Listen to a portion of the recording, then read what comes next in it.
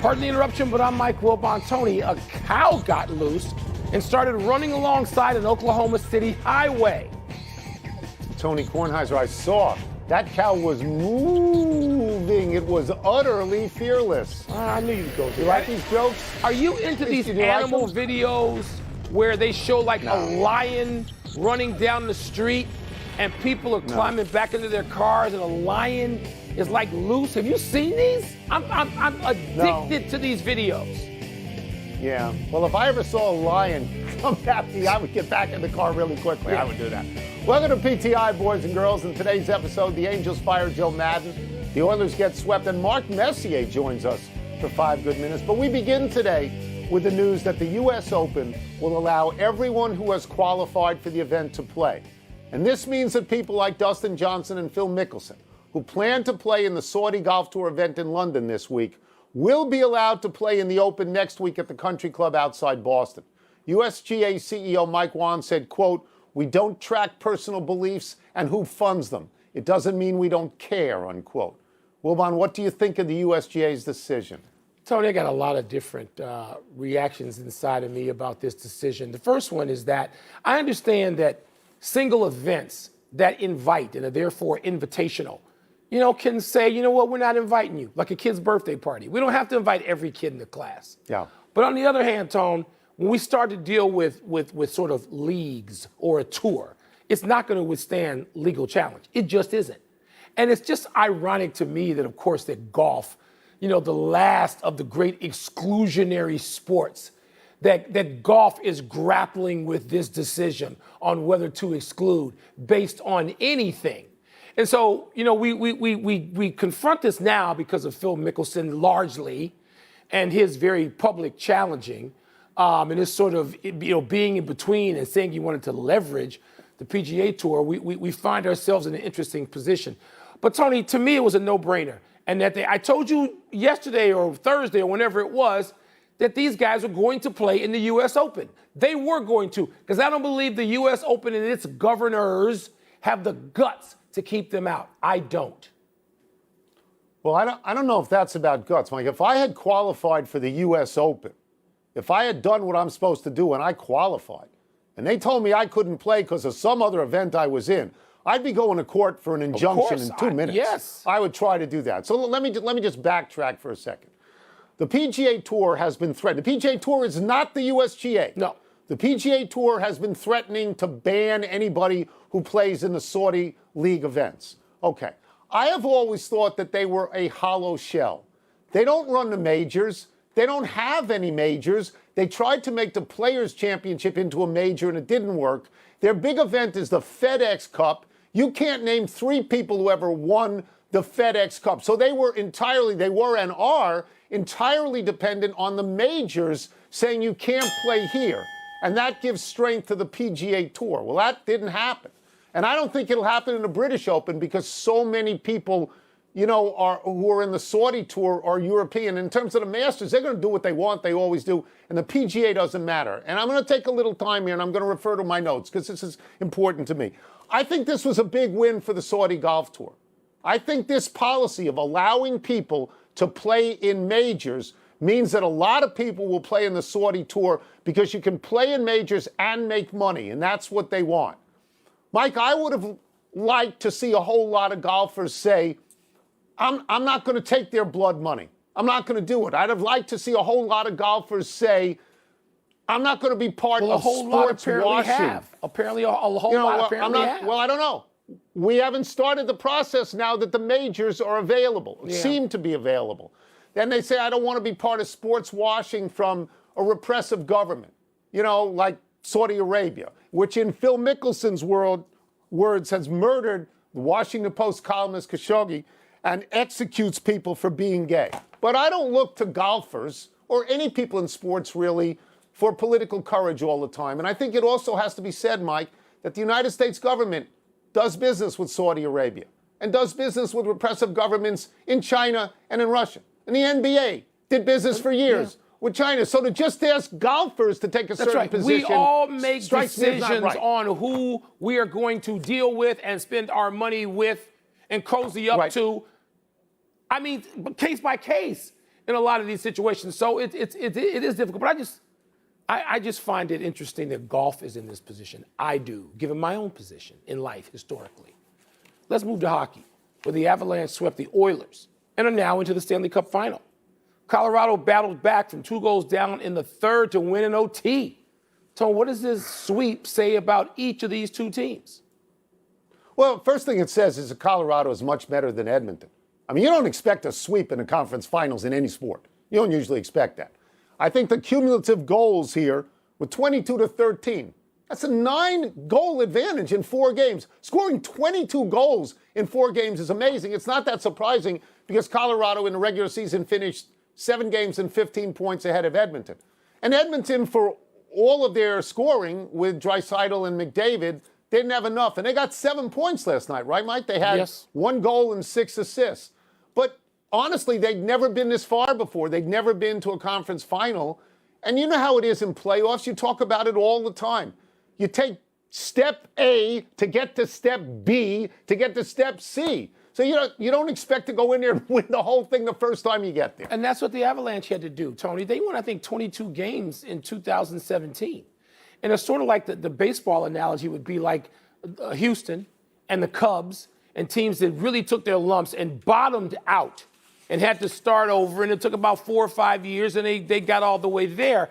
But the patience to me that it took Joe Sakic, of course, as far as I'm concerned, the greatest player in that franchise's history, considering he won 2 cups in 96 and 2001 with the Avalanche.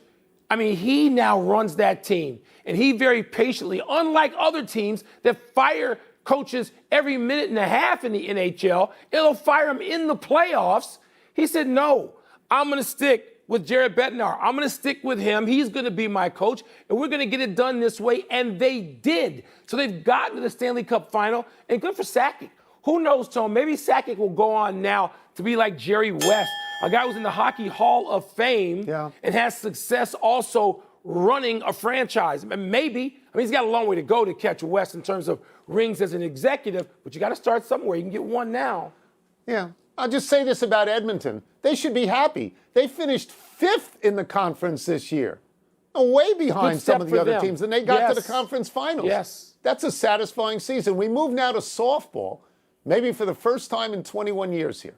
Now, I pitched in a bunch of softball leagues, so I like softball. Anyway, Oklahoma softball is a juggernaut. They lost to UCLA. They came right back and demolished them 15-0 to eliminate UCLA and make the finals themselves. That was Oklahoma's 40th run rule win this season in just 60 games. Oklahoma draws conference rival Texas in the finals. Texas is the first unseeded team to ever reach the finals. Wilbon, what chance do you give Texas of upsetting Oklahoma in the 2 out of 3 final? I don't know, Tony, about a 2 or 3 on a 1 to 10 scale. I mean, Oklahoma softball is the 27 Yankees. They're Joe Louis when he was the Brown Bomber. They're the 85 Bears. People appear afraid of them. I watched in fear as my Northwestern Wildcats played and scored the first run. And I was fairly happy in the opener of the World Series, and I think we lost that game 13-2. I mean, they just beat you in all ways possible. Oklahoma does it. It's spectacular. It's irresistible to watch, even though you know what the outcome's going to be. They only lost 3 games all season. So I know it's a conference rival. I know they beat them once. I know that. 1 to 10 scale, a 2 or 3. And Tony, I'm giving them more chance than I would just about anybody else who's outside the conference who would be completely afraid of them. Yeah, so I'm going to give them a pretty good chance, and I'm going to make a couple of analogies here. Now, they play in the same conference. They play 2-3 times a year all the time. Play 4 times. They probably recruit the same players. And Texas beat them once this year. So Texas is not afraid of them. And you know what this reminds me of? Georgetown, Villanova. You play in the same conference, you get to a circumstance, and maybe it works for you. It also reminds me of Rich Strike, the horse in the Kentucky Derby. You know how many people gave that horse a chance to win the Kentucky Derby? 0 is the correct answer. The last horse in the field, all of a sudden it goes out there and wins, and it pays like hundreds of dollars to win. Oklahoma is fabulous. They're 57-3. The 3 teams that beat them got trounced in a rematch by an aggregate score of 39-0. But Mike, Texas won 47 games. Yeah. They got to be pretty good. Yeah. Pretty good. Pretty good. That's not going to beat Oklahoma in the World Series. Tony, The 27 Yankees, who beat them? Nobody Who in beat 27. Joe Louis for about 12 years? No, nobody. Nobody. Okay, but do you like the Villanova-Georgetown Yes, analogy? that's a good one. You see the possibilities You got in me that? there. You got me on that one. Let's take a break. Coming up, how concerned should the Rangers be heading into tonight's Game 4? We're going to ask Mark Messier. Patrick Ewing is watching the show today, and he might be. He's going to say, I know these guys. How long are they going to dine out on Villanova-Georgetown? Later, did Joe Madden deserve to get fired by the Angels today? Patrick knows us. You know what he's saying. I know these guys are still doing this to me. But that's why if you're in the same... Yeah, I didn't go to the golf course, but thanks for those kind wishes. Beautiful day here today, actually. Welcome to PTI, boys and girls. In today's episode, the Lightning bounce back, the Angels do not, and Phil Mickelson returns to golf. But we begin today with the Golden State Warriors flipping the script on the Boston Celtics last night. The Warriors pounded the Celtics 35-14 in the third quarter and coasted home. That series is now tied 1-1. Wilbon, you were there. What did last night's win tell you about the Warriors? That, Tony, they're still the Warriors in terms of name brand and brand recognition for most fans viewing this. But when you have Wiggins and Poole and you have new contributors, and they have to contribute, Tony, Looney, guys who were not contributors to the 3 championship teams. So you still have the stars. You have Curry, you have Thompson, and Clay hadn't played these first 2 games really, and you have Draymond, who was at the center of last night's game in all ways. But the 3 of them by themselves don't get it. You didn't even have Andre Iguodala activated last night and in uniform, even though he was for Game 1. So these are like the core of the Warriors, those 3 future Hall of Famers. They're still there and recognizable. But if you don't get those big contributions from elsewhere, you get what you had in Game 1, where Boston gets an ensemble contribution and they get Al Horford to score big and they get this again. Last night, everybody chipped in. They defended the court and they pushed the Celtics down to a really poor shooting night. But that's the way they have to play, Tone, with that personnel. So you were not here Friday, and I will repeat what I said Friday to you now when you can hear it. That had any other team lost a game like that in Game 1, up 12 in the fourth quarter at home, and give up 40 points to a defensive-oriented team and a team whose best player shot 3 for 17, any other team would have been reeling and panicked, but not the Warriors because of those 3 fellows and because of Steve Kerr. They are champions. They are veterans. They said, we're going to be okay. And indeed, they were okay. I don't want to get carried away here, so stop me if I'm going to get carried away. But there's no other team in the league that has earned the benefit of the doubt like the Warriors. And going forward, Mike, Boston has a very mediocre record at home in these playoffs. Yeah. They're only 5-4. Yeah. So you could see Golden State winning at least 1 and maybe even 2. Again, don't let me get carried away because Boston's very good and they're 6-0 after losses in these playoffs. But it felt like the Warriors were saying, okay, we get it. Here we are. Tony, I agree with you to this extent. They had to make the adjustments. And usually the Warriors are not on their heels being the counterpuncher. But they were yesterday. But they did fine at it. I'm glad you mentioned Steve Kerr real quickly. Tony, they had to have some defensive adjustments particularly so that they weren't just facing a lights-out Boston Celtics team offensively. They made those adjustments. Now it's Boston's turn to adjust. That's the great thing about a series. And people will wind up declaring crazy things. It's a back-and-forth situation we're in now. I love where we are in this series to watch it. The Tampa Bay Lightning. Give me 1 second. Give me 1 second. Give me 1 second to talk about the Draymond Green foul. He could have been tossed. Could easily have been a technical. Would have been his second. I thought so he would have been first, out. But the replay, I was like, nah. Well, here's what I think. I think his reputation has gotten him unnecessary fouls in the past. So as far as I'm concerned, it's evened out. But the important thing to remember is this. Draymond Green does not modify his style of play. If you think he's going to try to avoid these situations, you're insane. He's going back at it. That's right. We've had some years of this now to get used to that, Tone. You were right about that. First visit with NHL legend, 6-time Stanley Cup champion, famed member of the Bald Brotherhood, Mark Messier. The set behind him makes it look like he's actually on the moon. Let me start with this. Ryan McDonough of Tampa Bay called Tampa Bay's late win in Game 3 with like 40 seconds to go, quote, a series changer. If you were still, or if you were again, the captain of the New York Rangers right now, as you were, how concerned would you be, and what would you be saying to the team in the locker room? Well, Ryan McDonough's right. It was a series changer. Going down 3-0 in any series is not a good idea. There was no way they were going to come back from that. So getting back into the series is hard. For me as captain, in anything that happens like this, a disappointing loss of that magnitude, this is where experience comes in. That's why experience is so valuable. And for me, I would just be telling the guys, let's continue to do what we've done all year. We've been effective. We've been a really good team. We've bounced back after tough defeats. We got a great goaltender. We got a great system. We got lots of talent. We got lots of youth. We got lots of legs. Let's get out there and do what we've done all year and play with confidence. All right, it is just too irresistible to not go right away to ask you about the Oilers, who you famously played for and who got swept, of course, last night. Mark, what does the franchise need to do to be in better support of McDavid and Draisaitl and the cast that they've put together? How do they make that next step? Well, the next step, obviously, is getting better support. I wrote a book called No One Wins Alone for a good reason, is because you need the support around you in order for any great player to be a champion. And I've had so much respect for the players that I played with and what the roles that they did for me and throughout my career. And the team itself puts great players in position to make great plays at the right time. And without that support, it's hard for anybody to win. So, they got to continue on of getting great young players into the lineup. And but it was a good step for Edmonton this year. I don't think anybody would have thought they would have made the conference finals this year, especially after some of the years some of the problems they had during the regular season. But they found their way there. They got a lot of experience for it, and they'll be better off for it. Again, referencing the Oilers, you played for a dynasty.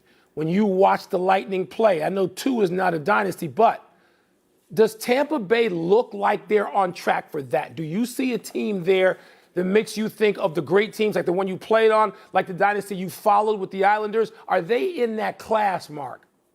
Well, 2 Stanley Cups in a row in the modern day era with the salary cap is a juggernaut. It's not easy to win 1 in a row, let alone 2 in a row, and now going on for 3 in a row. I have so much respect for what they're doing right now, and we were never able to do it in Edmonton. All the great teams we had, we could never win 3 in a row. The Islanders are the last team to have done it. In order to do it, so many things have to go right. Especially today with the amount of change that teams have in personnel from year to year, injuries, fatigue. It's been remarkable. They got great coaching, a great leadership. They got amazing nucleus, and they're there for a reason. They got the championship DNA. They've learned a lot. And when you win a Stanley Cup, it changes you as a person, it changes you as a team, and it changes you as an organization. And they're showing that DNA this playoff series. And they showed it last game, coming back after being down 2-0 and getting a huge win for the Tampa Bay Lightning to get back into the series. I'll get you out of here on this question, but I'm just going to first say this. It would have been so much fun if Edmonton and the Rangers played in the final and you got to call that game and people could have said to you, who are you rooting for? Who? Because you've won cups with both of them. But I'm getting off that now. I go this. The Bruins fired their coach, Bruce Cassidy. Hockey teams fire coaches all the time. They fire them during the playoffs. They fire them during lunch. They fire them all the time, whether it's their fault or not. And no matter what their record is before that, as a player, management seems to think that coaches are interchangeable. Do players agree that coaches are interchangeable and you can just can them? I don't believe that. I think coaching is the most underrated position in a championship team, and everybody thinks that just because you got a good team, anybody can go in there and coach. Sometimes it's harder to coach a great team. You got a lot of different personalities. You got a lot of players that need a lot of ice time. You're managing a lot of ego. You're managing a lot of people that are different stages of their careers. And to me, a great coach is invaluable. It is an interchangeable part. It's easier to change one person than their entire team. But sometimes there's a difference of philosophy. Sometimes a different direction, maybe a different voice is needed. You never know the particulars of any firing or any hiring for that matter. And Cassidy will obviously fall on his feet somewhere. He seems to be a great coach and has had some pretty good success in Boston, but sometimes organizations decide that they need to go in a different direction. Thanks so much for being Mark, with us. appreciate Hope you it. liked Thank it. you We much. liked To be it. on Thank with you guys. You're welcome. you. Thank you. Let's take one last break. Still to come, the Angels make a big move to try to snap out of their losing streak. And Duke coach John Shire leans into the name, image, and likeness reality of college basketball. So who do you think he would have rooted for? Would he have Edmonton. rooted?